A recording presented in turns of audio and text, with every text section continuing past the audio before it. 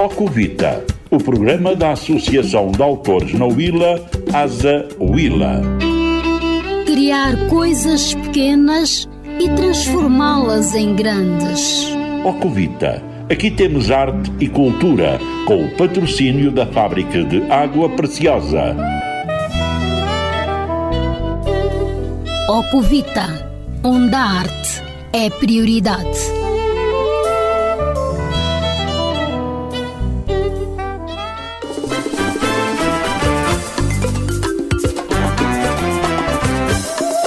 Ora viva, boa tarde, já cá estamos para fazer acontecer mais um programa Ocuvita. Escolheu bem, escolheu certo, estamos gratos por estar aí desse lado, na sintonia e hora certa.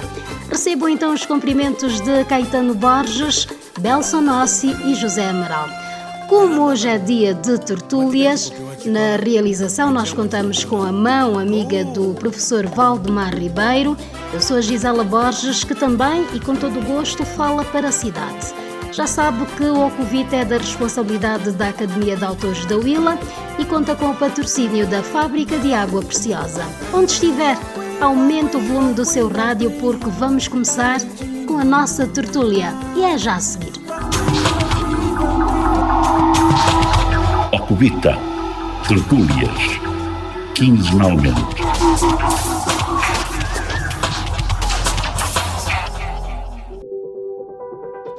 Água Preciosa, beba a confiança, tenha sempre à mesa.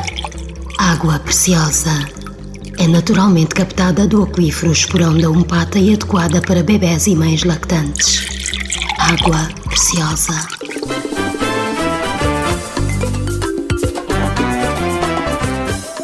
Ora bem, vamos então começar com a nossa tertúlia. Hoje escolhemos conversar sobre investigação científica. Qual a importância de conduzir uma investigação científica? Que etapas para dirigir? Que características deverá ter? Como obter e comunicar resultados? Claro que vamos querer também saber de outros assuntos relacionados ao tema e conhecer melhor o nosso ilustre convidado. Dr. Hélder Pedro Alicerces Baú, antropólogo, docente, afeto ao Departamento de Ciências Sociais do ISCED Huila e diretor do Centro de Investigação em Educação, CID. Está correto? Está correto. Muito obrigada e obrigada por ter tirado um pouco do seu precioso tempo para estar aqui connosco. Okay. Muito obrigado, agradeço ao programa, ao Ocuvita e à Água Preciosa por esse convite. Muito obrigado. Dr. Hélder foi consagrado vencedor da categoria de investigação científica na gala de premiação Prémios Tundavala, edição 2021. Como é que recebeu este prémio e que importância atribui? Bem, recebi este prémio com grande satisfação, em função daquilo que tem sido a nossa luta ao nível do ISCED no âmbito da investigação científica, mas é um prémio que não deve ser visto de forma isolada. Tenho um grupo bastante grande com o qual trabalho ao nível do Centro de Investigação e Desenvolvimento da Educação do ISCED Huila, e foi o que eu fiz por altura do prémio, da recepção do mesmo, partilhá-lo com os meus colegas do centro. É também um incentivo à investigação científica ao nível da região em si, em particular da província da Huila, e pronto, nesse sentido estamos expectantes que mais trabalhos poderemos ter nos próximos tempos. Muito bem, como não podia deixar de ser, está entre nós o professor Valdemar Ribeiro, convidado residente em Tertúlias. Muito boa tarde. Boa tarde. Normalmente a investigação científica tem objetivos definidos que visam compreender determinados fenómenos que ocorrem em vários domínios. Sente que a província da Huila é uma área valorizada? A província da Huila ela é conhecida como um centro académico, naturalmente como um centro de pesquisa académica, mas estamos a falhar um pouco nisso. Não há muita motivação, está-se a fazer pouco. Mas o nosso trabalho é começar. A mesma pergunta eu faço para o Dr. Hélder e acrescento: há interesse por parte dos estudantes e o resultado dessas investigações tem sido aproveitado? Bom, eu partilho da ideia aqui do professor Valdemar. Queria dizer que, se falarmos em termos de interesse dos estudantes, existe. Nós vamos observando no nível da universidade, tirando um grupo, até pode ser significativo, de indivíduos pouco interessados, que querem apenas tirar uma nota para aprovar numa determinada cadeira, mas há um circuito bastante interessante de estudantes que têm um grande interesse em projetar-se do ponto de vista científico. O que ocorre, infelizmente, tem a ver com uma carga horária excessiva para os professores, que passam mais tempo a dar aulas do que a investigar. Por outro lado, também o próprio processo de partilha de resultados, que não é feito da melhor maneira, e outros incentivos que é preciso ter para que se possa projetar ao nível da investigação. Professor Valdemar. Das experiências que nós temos em relação aos jovens, quando se desafia um jovem, ele vem. Então, o que estamos a precisar é de mais desafios aos jovens. Certamente eles vêm, mesmo aqueles que menos interessados, também vêm, com certeza absoluta. Falou na carga horária dos professores, que estão mais focados em dar aulas do que propriamente na investigação científica. Será que não há aquele feedback professor-aluno no sentido de canalizar a atenção para essa área? Bem, o que nós devíamos perceber ao nível daquilo que a universidade tem lá dentro de 3 pilares importantes. Pilares esses que são investigação, ensino e extensão. E, infelizmente, nós não estamos a olhar para a universidade nesta perspectiva. Primeiro, muitos cursos têm lacuna de professores. E por essa razão, um professor é obrigado a ter uma carga horária excessiva para poder cobrir os outros tempos que não são, poderiam não ser lecionados. Outra dimensão está relacionada, até certo ponto, com a condição económica dos próprios professores, que, para além desta carga horária, muitas das vezes são obrigados a procurar outras universidades ou outras atividades para poder ter algum conforto. Ora bem, a investigação requer alguma lucidez, requer alguma paciência, requer, de certa forma, algum interesse, que muitas das vezes parte por aquilo que nós podemos fazer com amor. E, neste sentido, o professor cansado e, de certa maneira, desmotivado, não consegue levar isso a bom porto. Então, é negligenciada esta perspectiva, até porque é um processo muito exigente no sentido de que a partilha dos resultados muitas das vezes pode ser psicologicamente ofensiva para o indivíduo que está a desenvolver a investigação, porque não basta produzir um documento de investigação, temos que esperar pela reação de outros atores da academia em relação a este documento. E quando o documento está bastante cru e pouco consistente, vem uma outra dimensão, que é a gestão psicológica do desastre que provavelmente terá sido esta pesquisa. Então, não é muito fácil navegar por essas águas. Vamos já continuar a navegar por essas águas antes de continuarmos com a nossa conversa, que terá muito pano para manga. Eu convido a ouvir uma música, será de Carlos Batista, com o tema Enquanto Espero. Boa escuta e espero um pouquinho, porque a conversa valerá a pena. Fica aí, fique connosco, até já.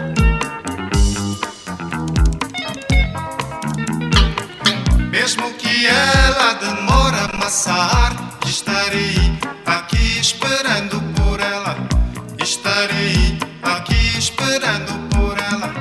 Até tarde a madrugada. Até tarde a madrugada.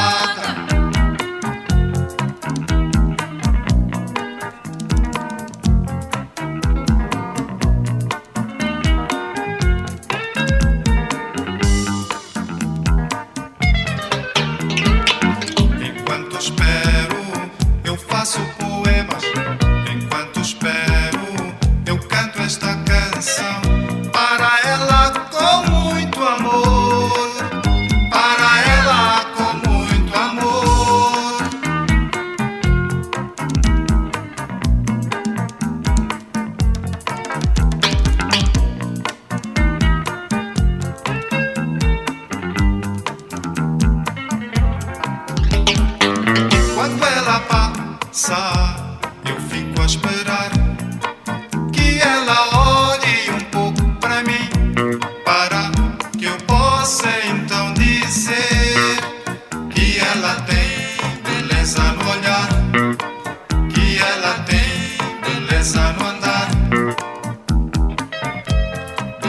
beleza no olhar, beleza no andar.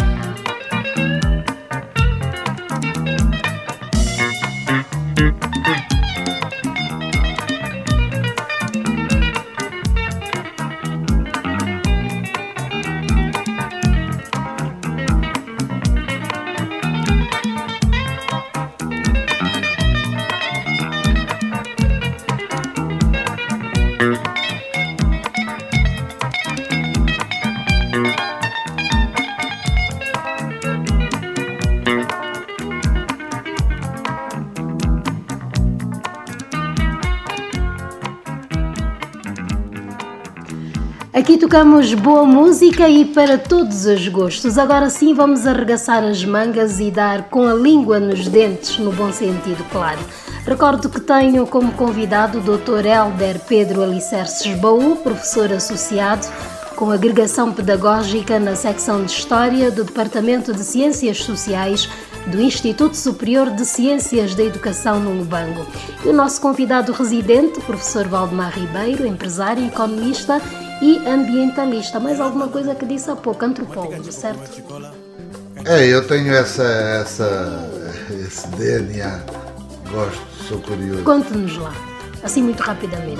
Tive a sorte de estar na Amazónia, no Xingu, a viver um pouco no meio dos índios, por curiosidade, então eu tenho essa tendência. E mesmo aqui no Lubango, na Huila, em Angola, eu sou uma pessoa muito interessada no estudo e na profundidade da sociedade, então eu tenho esse DNA. Muito bem. Dr. Hélder Baú, o seu pai era professor. Podemos dizer que quem sai aos seus não degenera?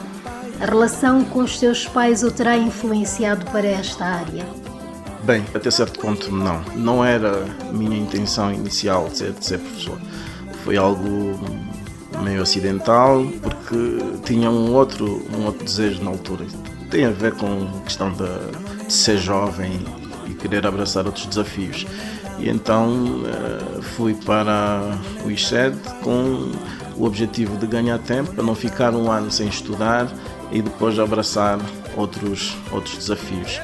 Tanto mais que houve uma determinada fase da minha história, já tendo terminado a parte curricular, que tinha experimentado, estava aí numa aventura para o mundo dos petróleos, por exemplo.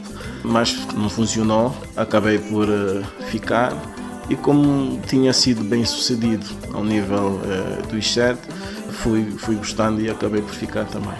Recuando um pouco no tempo, identifica-se com uma língua em específica?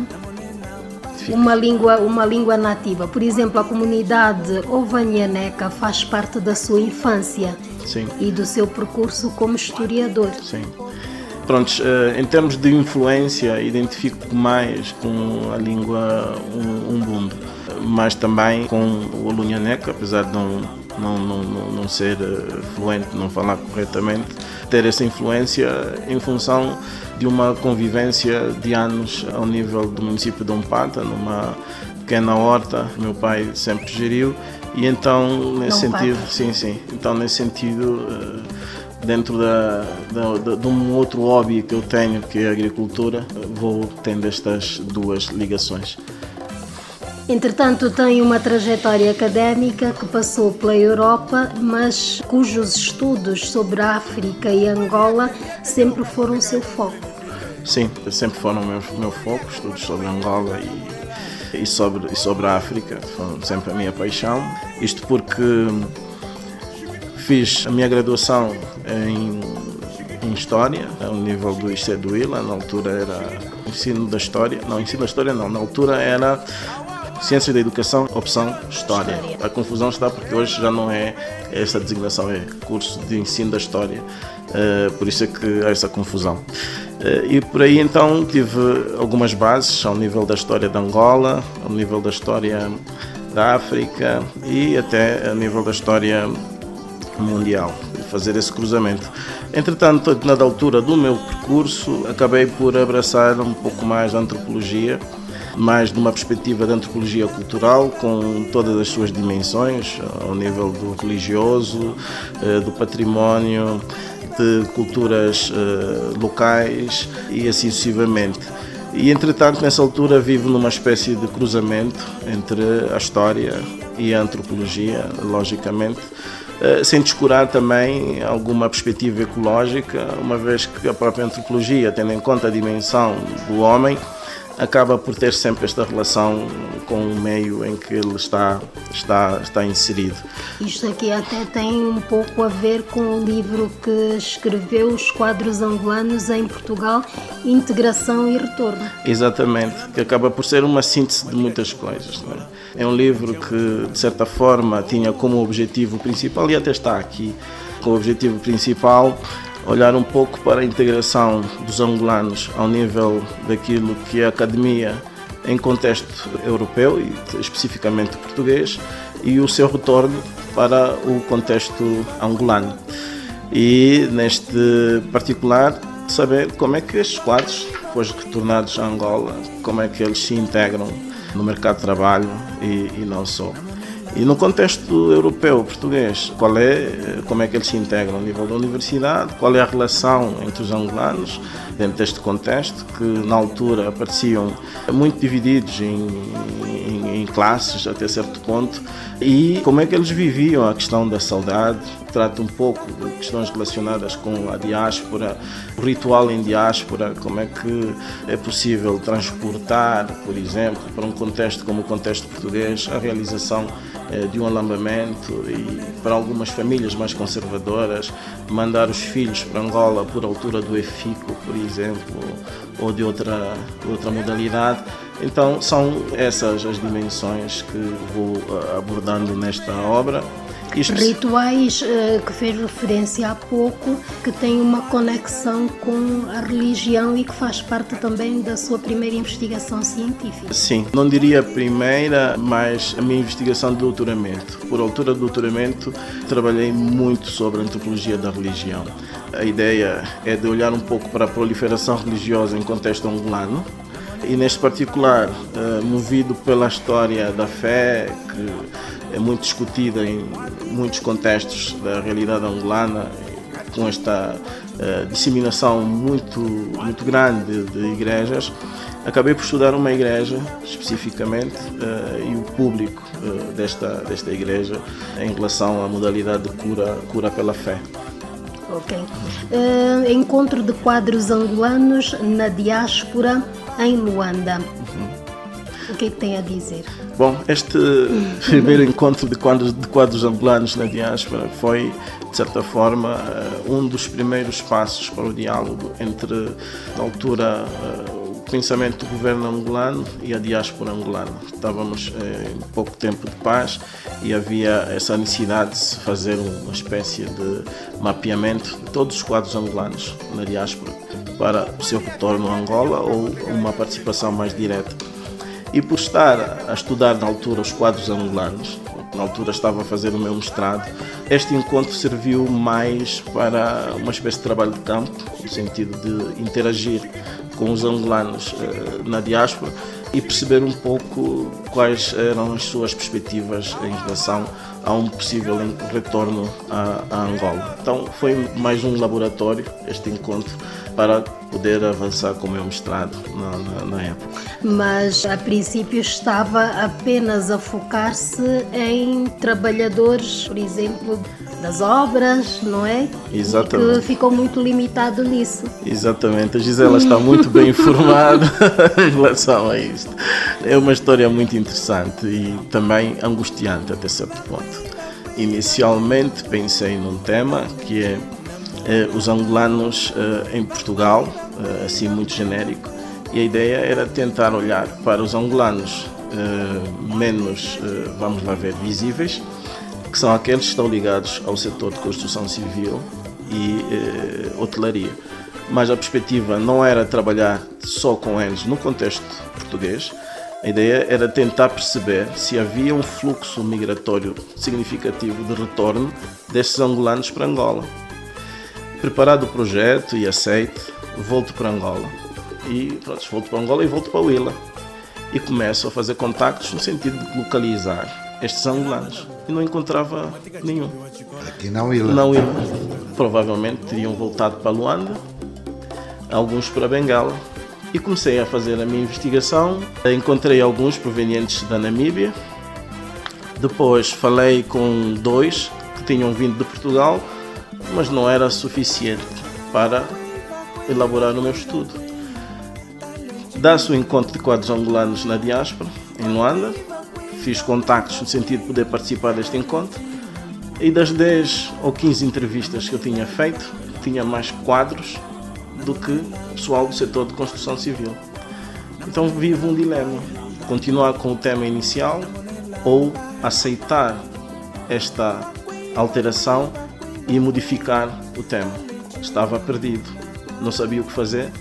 Entro em contato com a minha orientadora, com quem eu partilhava todas as transcrições das entrevistas, e ela disse: Hélder, eu sei que deves estar angustiado, queres muito trabalhar sobre essa temática, mas o teu terreno não diz isso, o teu terreno diz outra coisa. Então acho que é melhor mudarmos relativamente à abordagem, aproveitando naturalmente alguns passos anteriores e trabalhamos sobre os quadros angolanos em Portugal. E então foi nessa perspectiva que mudo a minha temática de pesquisa. Foi esta a história. Sim, Sr. Valdemar. E depois a conclusão desse estudo? Os quadros vêm ou não vêm para Angola? É uma questão muito interessante. Olha, durante o encontro de quadros angolanos na diáspora, a maior parte dizia que não voltava.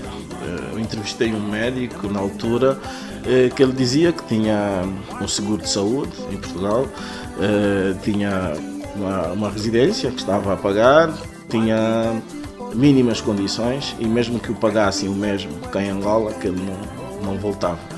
O que acontece é que em 2008 dá-se uma crise económica que nós conhecemos e que afetou significativamente também Portugal. E o que é que acontece? Hoje podemos olhar para essa perspectiva de uma outra maneira. Em 2008, a partir de 2008, há um retorno massivo destes angolanos. Alguns que me tinham dado uma entrevista a dizer que não voltavam, voltaram quase todos. Angola ainda estava a beneficiar daquele período do Eldorado, que termina no final de 2014, em que depois se dá uma forte inflação. Então hoje estamos numa outra dimensão. Há outra vez um retorno massivo dos quadros e não só para o exterior. Estamos aqui já a falar no período pós-independência, Angola e a sua história. Exatamente. Bem, falar do período pós-independência é demasiado complexo. Complexo isto porque nós tivemos que caracterizar Angola, temos que pensar num território que não está à margem do contexto africano em função da sua história. Teve uma história colonial que de certa maneira fez as suas transformações ao nível daquilo que era o pensamento inicial, que também não estava suficientemente maduro, digo porque estávamos a viver ainda um processo de migrações e assentamento de vários povos em determinados contextos da realidade que é hoje Angola. Mal esses povos se assentaram, começou o processo colonial. Terminando o processo colonial, começam outras dimensões de análise que estão relacionadas com a bipolaridade, fruto da Guerra Fria, e essa bipolaridade foi influenciando, de certa maneira, vários setores, isto ao nível dos vários movimentos que acabaram por depois degladiar-se, e dentro desse postulado podemos dizer que Angola acabou por viver uma situação muito complexa e que ainda hoje tenta reencontrar-se. Primeiro porque, do ponto de vista dos estudos pós-coloniais, a maior parte dos Estados que viveram um processo de colonização não pensaram suficientemente numa estratégia pós-colonial e muitos deles acabaram por, de certa maneira, replicar os processos coloniais de uma outra maneira nos seus Estados. Nós chamamos neocolonialismo. Exatamente. Por outro lado, também podemos introduzir aqui a ideia de que não conseguimos ainda consolidar, digamos, a nossa forma de convivência.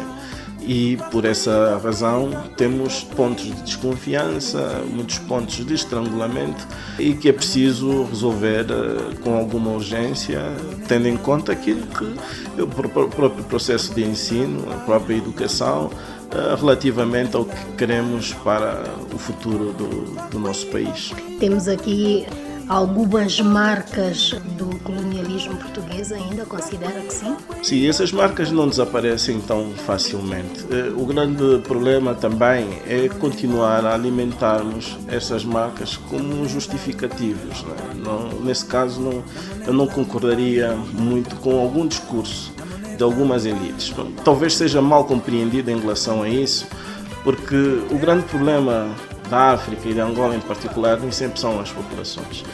Muitas das vezes as populações são conduzidas em função daquilo que é o pensamento dos intelectuais e dos políticos. Estes é que muitas das vezes forçam um pensamento que não é o mais original.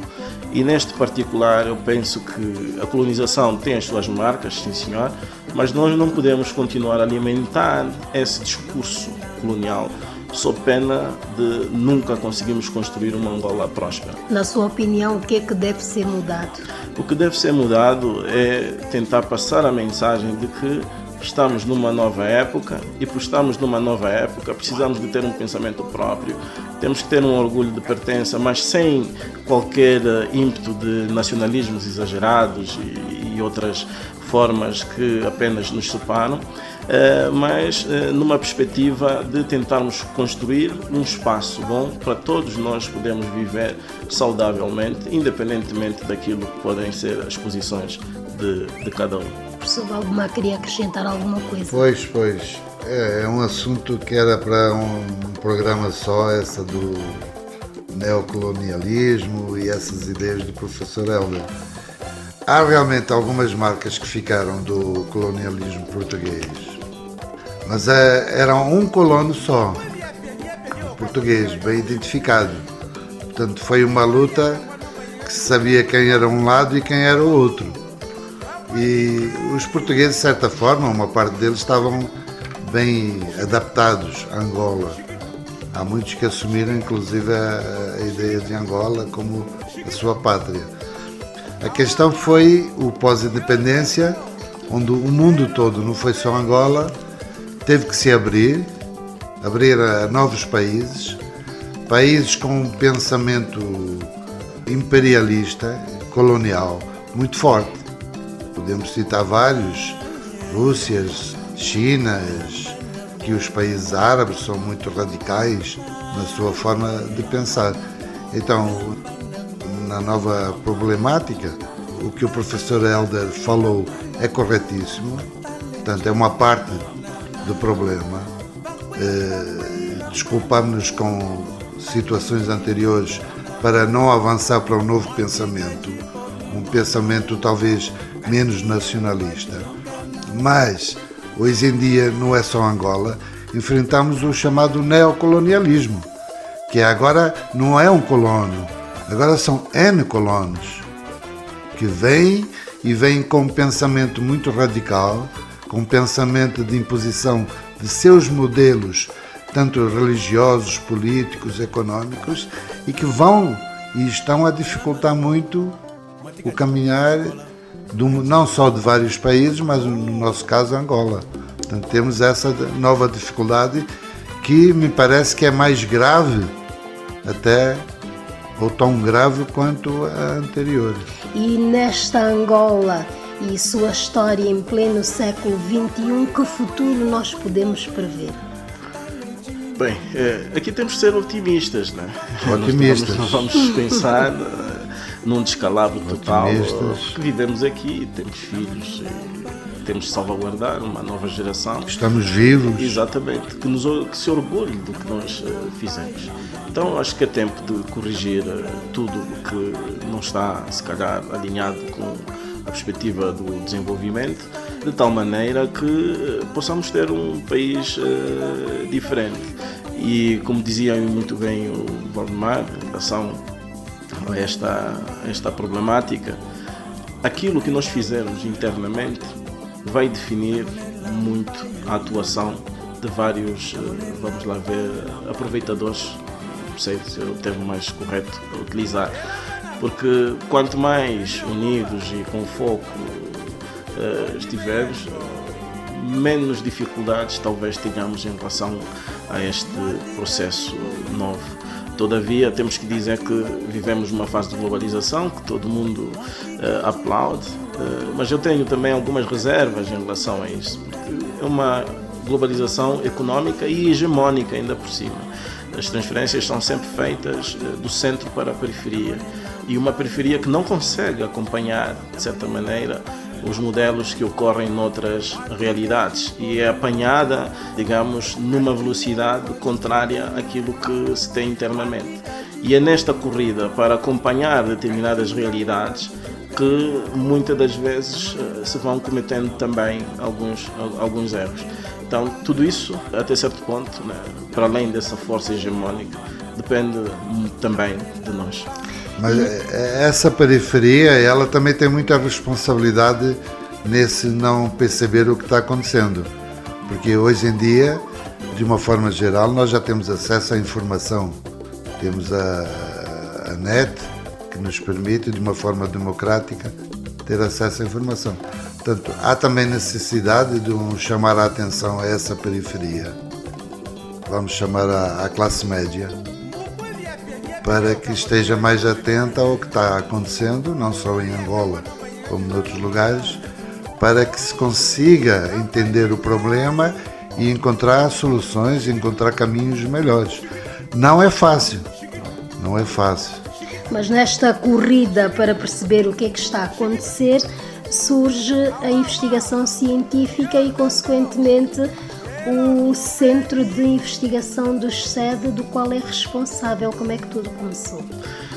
Bem, tudo isso começou em 2015, altura em que fui nomeado para ser o coordenador do Centro de Investigação e Desenvolvimento da Educação, do ISED Huila. E dentro deste percurso cruzaram-se algumas pessoas muito interessadas ao nível desta perspectiva, como a professora, prefiro tratá-la assim porque ela gosta de ser tratada assim, a professora Maria João Chipalavel, que desafiou o centro no sentido de elaborar um estudo relacionado com o abandono escolar. Nós, sem muita experiência na altura e algo apreensivos, porque tínhamos uma dimensão mais académica em relação a trabalhos de dissertação, aceitámos esse desafio e, nesse contexto, então, entra a Unicef como potencial financiador deste estudo. Este abandono escolar é relativo ao ensino primário? Até o secundário. Okay. E pronto, então definimos uma amostra de alguns municípios da província da Huila. Fomos fazer este levantamento e apresentamos um relatório exaustivo em relação a este abandono escolar, principalmente nas zonas mais periféricas, que têm, de certa maneira, uma percentagem altíssima. E que resultados teve este estudo que fizeram? Pois, em termos de resultados... Portanto, quando eu falo em resultados, vocês fizeram a investigação, tiveram resultados, surtiu algum efeito, serviu de motivação para melhorar o que não está bem? Bem, neste quadro é um pouco difícil olharmos para esta dimensão, porque de lá para cá houve pouco feedback relativamente a esta questão. E, infelizmente, há algo que poderá justificar e não também essa dimensão, é que a população angolana tem estado a crescer bastante e o investimento não está a acompanhar o crescimento populacional. E, nesse sentido, está muito complicado gerir essa questão do abandono escolar. Porque nós temos estado a olhar para a escola apenas numa perspectiva de um Ministério da Educação ou de um Gabinete Provincial da Educação. Não. Nós devíamos olhar para a educação de forma intersetorial. Zonas pobres, se não forem potenciadas do ponto de vista econômico, essas zonas pobres acabam por ter sempre um índice de abandono muito elevado. E uma das causas deste abandono é praticamente a fome função das atividades que estas populações vão desenvolvendo. Eu estou a falar das zonas mais periféricas ou periurbanas, não tanto ao nível do centro. E neste quadro é preocupante e é preciso fazer-se uma atuação diferente nessas zonas. O empoderamento da mulher, por exemplo, nessas circunscrições é fundamental, porque ela é que fica com os filhos e é necessário que a escola, de certa maneira, tenha condições adequadas para estes processos. Como, por exemplo, a merenda escolar. Ia mesmo referir a isso, porque já houve uma tentativa de se implementar a merenda escolar no sentido do não abandono das crianças e não só no sistema de ensino. Exatamente, e infelizmente isto não abrangeu todas as escolas e depois houve outras dificuldades. Algumas escolas tiveram merenda escolar e outras não, o que fez com que algumas crianças abandonassem uma determinada escola e fossem para aquela escola que tem a merenda escolar, independentemente de ser mais distante, e outros constrangimentos, né, relacionados com a qualidade das próprias escolas, que também. Eu recordo-me há uns anos, desculpe interromper, e já agora queria partilhar uma experiência muito pessoal. Por volta dos anos de 1989, se não estou em erro, na periferia ali do bairro Chioco, onde está localizado o Rombate, quem estava a gerir na altura achou que havia muitas crianças fora do sistema de ensino e então eles criaram pequenas salas de aulas. Por acaso eu fui convidada a dar aulas numa dessas turmas e o que é que eu pude verificar é que os estudantes, os meninos, não iam à escola. Eu tinha que levar bolachas, repousados, essas coisinhas para os motivar. Eu dizia, só vão receber as bolachas e os repousados ou uma merendazinha se vocês permanecerem aqui.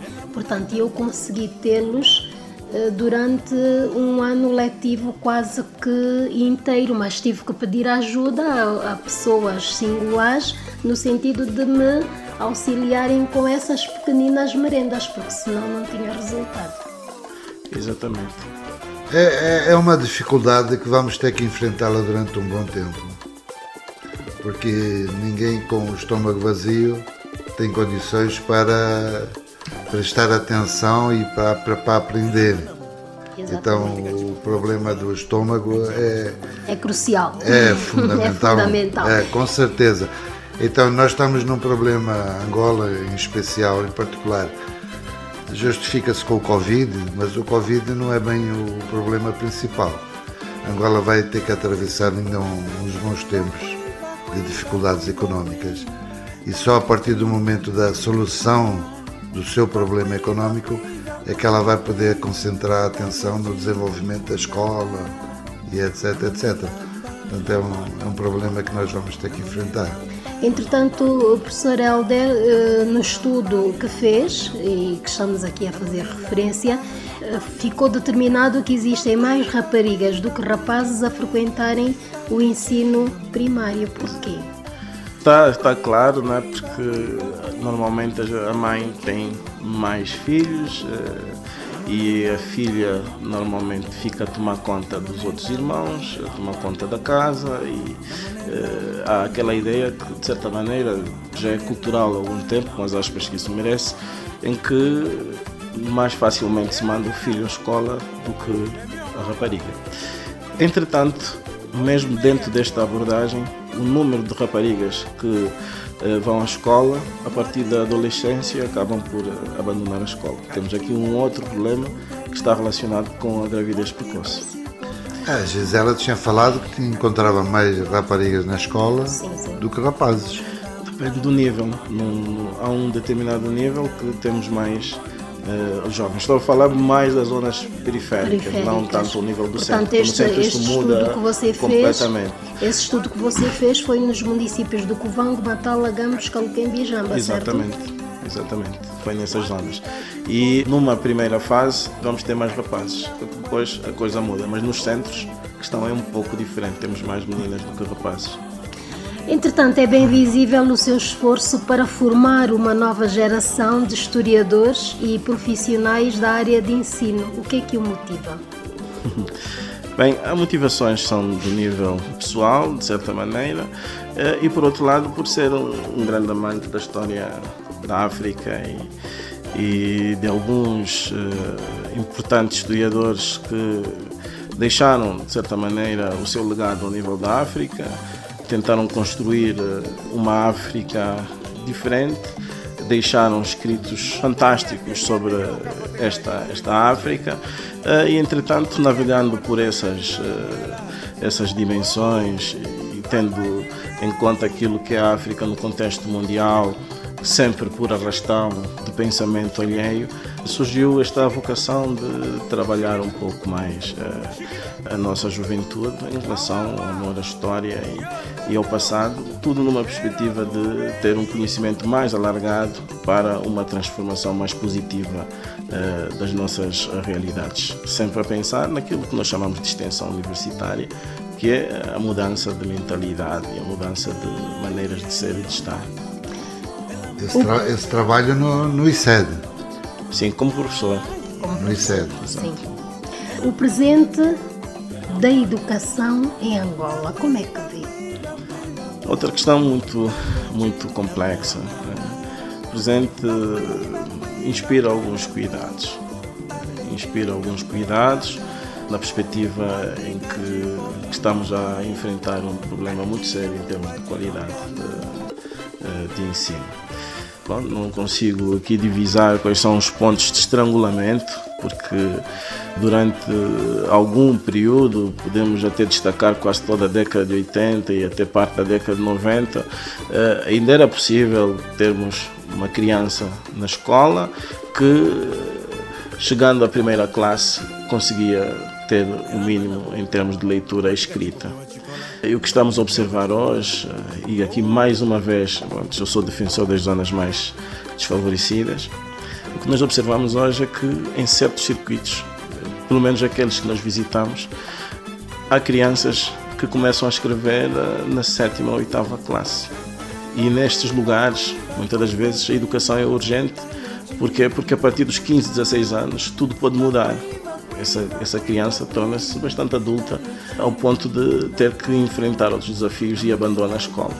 Ora, se nós não invertermos este quadro, estaremos a passar por aquilo que nós chamamos de multiplicação da pobreza, porque a base é fundamental. Então temos que reforçar o ensino primário para que essas crianças, mesmo que tenham uma 5ª ou uma 6ª classe bem feita, mais facilmente podem ser reabilitadas e reincorporadas em atividades específicas em termos de formação profissional ou outras formas. Está aqui a dizer que os professores de ensino de base não são os melhores?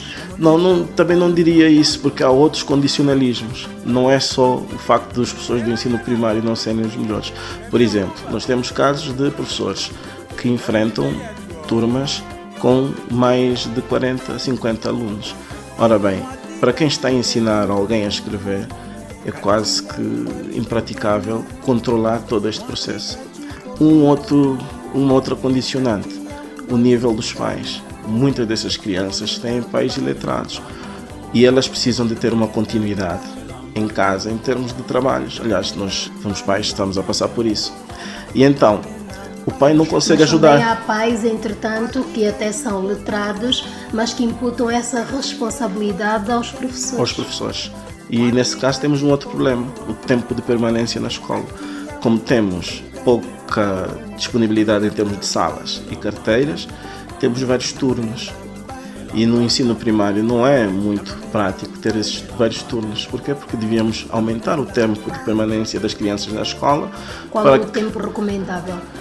Bem, eu diria o seguinte, se eles tiverem aquele espaço, por exemplo, das 8 até às 12h30 para aulas normais, podíamos ter o período da tarde para uma espécie de ATL, né? Com resolução de tarefas, mais algum entretenimento, de tal maneira que se possa corrigir algumas lacunas ao nível dessas crianças, mas com turmas mais pequenas, né? Essa talvez fosse a melhor solução para esses contextos. Entretanto, no ensino, portanto, nas zonas rurais, ainda torna-se mais complicado Exato. pela falta de uma carteira. Exatamente. Este é um outro problema também, que é preciso resolver, porque depois temos outros problemas que podem derivar dessa situação, né? A condição física. Agora, há ainda uma outra dimensão, que é a língua utilizada nas escolas. A nossa língua oficial é o português. E eu, quando fui ao Galang, por exemplo, só um dos exemplos, percebi que muitas daquelas crianças só falavam português na escola. E isto também pode ser um pouco complicado, porque nem todos têm a mesma desenvoltura no processo de aprendizagem de uma língua. E o que é que ocorre? Algumas crianças ficam desmotivadas pelo facto de estarem sempre a ser corrigidas pelo professor em relação a alguma expressão que não seja mais adequada. E então, com os cuidados que é preciso ter em relação a esta abordagem, eu sou da opinião que em alguns contextos devíamos passar para um ensino bilíngue. Professor Valdemar, quer acrescentar? Pois, é um problema que não vai ser fácil resolver. Sim. Vai ser complicado, vai precisar muito tempo. Agora, na questão dos professores, nem todos os professores são mal formados, porque há pessoas que não tiveram uma boa escola, mas que são muito bem formadas. Aliás, nós temos exemplos de professores do ensino de base, bons professores. Bem formados. Portanto, a questão do professor mal formado é uma questão que existe, é uma realidade. Mas também há aquele professor que, bem formado até, que vai para a escola com o estômago vazio, quando o salário que ele recebe não é suficiente para sustentar a sua família. Como é que uma pessoa quer ensinar o outro se ele mesmo não está a sobreviver da forma mais correta? Portanto, também é uma questão que tem que ser considerada. O professor, às vezes, pode ser bem formado, mas as suas dificuldades económicas não lhe permitem ele transmitir os seus conhecimentos corretamente. Mas queria voltar a outra questão, que é dos professores e das escolas.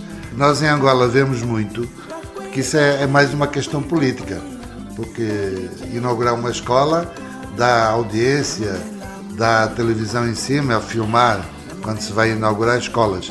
Nós em Angola estamos a dar prioridade à construção de paredes, escolas, mas não estamos a dar prioridade à formação e à boa remuneração dos professores. Então, a questão é, preferimos muitas paredes em pé, pouca formação ou poucas condições para o professor, ou preferimos uma escola de alta qualidade e que depois essa escola vai permitindo o desenvolvimento da educação? Portanto, Dr. Hélder, o SED tem colocado no mercado muitos professores. Como é que se justifica isto? Sim, só que a vocação do ICED neste momento é de formar professores mais para o ensino secundário, não tanto para o ensino primário, acaba por ser uma adaptação. Nessa altura, os professores vocacionados para o ensino primário são os professores formados no magistério primário. Entretanto, há aqui uma diretiva no sentido de se passar a descontinuidade destas instituições e passará a ser o ICED no futuro a formar os professores do ensino primário. Já se está a pensar numa licenciatura em ensino primário ao nível dos ICEDs para poder colmatar esta dificuldade. Mas ainda assim há reclamação por parte de professores do ensino secundário a dizer que os alunos não estão preparados.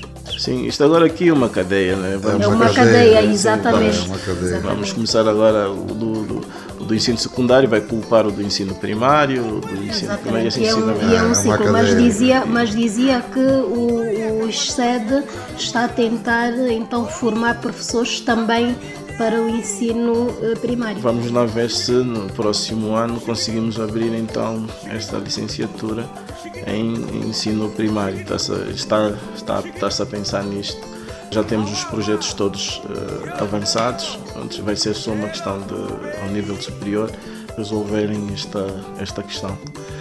De qualquer maneira, a base da educação é a partir do primário. Exato. Isso está fora de dúvidas. Temos a experiência sueca e Dinamarca, desses países mais desenvolvidos, onde os professores primários recebem salários superiores aos professores universitários. Exato. Um professor primário na Suécia facilmente chega aos $10.000 de salário. Tanto acima até de um professor universitário em Portugal e etc, etc. Portanto, se não resolvermos a base, não vamos conseguir chegar lá. E fugindo agora um pouco desse assunto, mas ainda no âmbito da educação, falemos das novas tecnologias. Bem, este é um outro handicap para o desenvolvimento da educação. Quando nós até sabemos que as comunicações não são as mais favoráveis. Exatamente. E esta fase do Covid provou essa dimensão. O problema aqui não está nas novas tecnologias, está no acesso às mesmas. Professores não conseguem aceder, porque não têm condições para o fazer, e muito menos os estudantes. Então, isto é um problema que não sei como é que se vai resolver, porque se tivermos que pensar o país em toda a sua dimensão, e tentar olhar para aquelas zonas mais periféricas, como resolver isso? Criar uma sala específica onde vão todos os estudantes e que seja patrocinada por alguma instituição, empresa ou governo, para que os alunos tenham acesso a essas novas tecnologias, ou distribuir tablets ou telemóveis com alguma sofisticação para que esses alunos tenham este acesso. Bem, é uma questão um pouco complexa, porque mesmo ao nível universitário este ano tivemos muitos problemas em relação a isso. Ok. A questão da tecnológica, a própria Europa está a ser um modelo neste momento, onde ela, 1/3 dos seus orçamentos são para o desenvolvimento tecnológico. Portanto, as escolas obrigatoriamente devem investir mais para a solução tecnológica. É uma solução imensamente mais barata do que o papel. Imensamente mais barata. Nós, para publicar um livro de 1000 cópias, precisamos às vezes de 1.000, 2.000 euros. Nós, para publicarmos um livro, a mesma obra em digital, nem precisamos de 50 euros. E 1.000 euros ou 2.000 para 1000 obras, quando a gente publica uma obra, fazemos 1 milhão, 10 milhões, 100 milhões de cópias de forma totalmente gratuita. Portanto, pensamos em Angola deveria haver uma preocupação maior no desenvolvimento e utilização das novas tecnologias. E agora vamos aqui abordar um assunto bastante interessante e que vale a pena comentar. A província da Huila tem particularidades culturais únicas e que chamam a atenção, tendo em conta de que no pós-independência era uma das cidades mais seguras. Exato. Sim, houve uma pressão muito grande em relação a isto para a província da Huila. Houve uma forte migração a partir dos municípios do norte da província e até mesmo do país. E esse processo, como não foi, de certa maneira, acompanhado com algum cuidado, acabou por acelerar, até certo ponto, essa urbanização desordenada que hoje se assiste. Provavelmente devia haver algum rigor no processo de reassentamento dessas populações para que o processo depois de requalificação fosse menos penoso. Mas ainda assim este exemplo continuou durante muito tempo, mesmo depois do conflito. Muitas zonas continuaram a crescer de forma desordenada, o que precisava também de certo cuidado nesse sentido, para preservar a imagem da própria cidade. Olha, vamos continuar com esta agradável e académica conversa para a semana, pois o nosso tempo não nos permite para mais. Aliás, o tempo voa, não perdoa e nós nem nos demos conta disso. No próximo programa, a investigação científica, então, em tertúlia, vai prosseguir porque muito o Dr. Hélder Pedro Alicerces Baú nos contou. Ele que é antropólogo, docente afeto ao Departamento de Ciências Sociais do ISCED, do Huila, e também diretor do Centro de Investigação em Educação. Vamos então fechar o programa com música de Rui Mingas, Minha Terra, e tão logo termine, eu convido-lhe a dar uma voltinha até ao portal da Academia de Autores da Huila. Acredito que vai gostar do passeio, pois está uma plataforma bastante interativa. E aproveite, se tiver alguma obra para editar num formato digital, encontrará lá todas as coordenadas para o fazer. Basta apenas escrever no motor de busca Academia de Autores da Huila. Tão simples assim. Ficamos por aqui. Para a semana, já sabe, voltamos e contamos consigo. Aí desse lado o seu lugar já está bem reservado. Muito boa tarde e até para a semana. Elevação.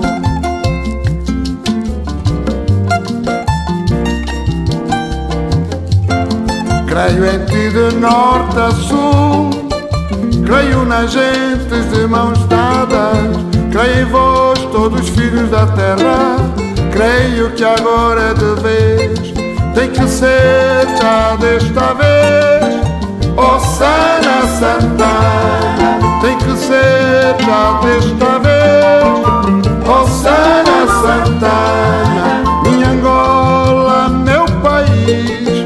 A guerra ficou para trás, que haja gente para um tempo novo, cantar canções de paz. Minha Angola, meu país, a guerra ficou para trás, que haja gente para um tempo novo, cantar canções de paz.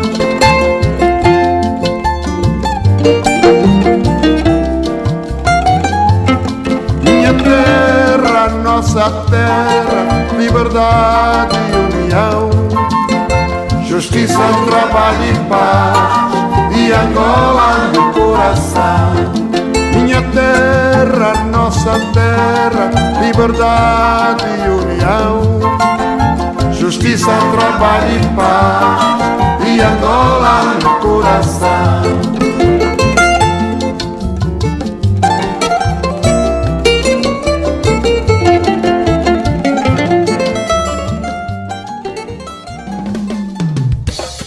Ocuvita, o programa da Associação de Autores na Huila, Asa Huila. Criar coisas pequenas e transformá-las em grandes. Ocuvita, aqui temos arte e cultura, com o patrocínio da Fábrica de Água Preciosa. Ocuvita, onde a arte é prioridade.